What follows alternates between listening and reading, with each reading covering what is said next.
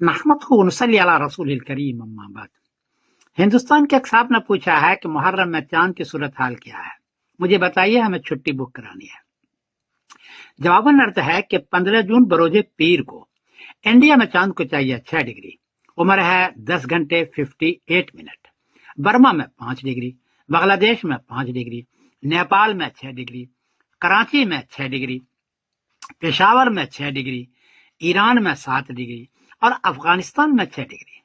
چاند 10 ڈگری نظر آتا ہے، یہاں 6 ڈگری اور 5 ڈگری ہے، اس لیے 15 جون بروز پیر کو اس پورے خطے میں چاند نظر نہیں آئے گا۔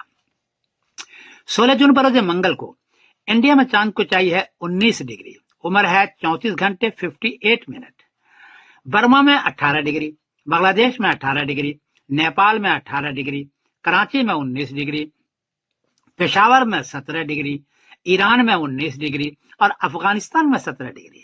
یہاں چاند 10 ڈگری سے زیادہ ہے، اس لیے 16 جون بروز منگل کو چاند نظر آئے گا، دیر تک رہے گا، واضح رہے گا، اور 17 جون بروز بدھ کو محرم کی پہلی تاریخ ہوگی انشاءاللہ العزیز۔ اس اعتبار سے 26 جون بروز جمعہ کو 10ویں محرم ہوگی اس پورے خطے کے اندر، نوٹ کر لیں، 26 جون بروز جمعہ کو 10ویں محرم ہوگی۔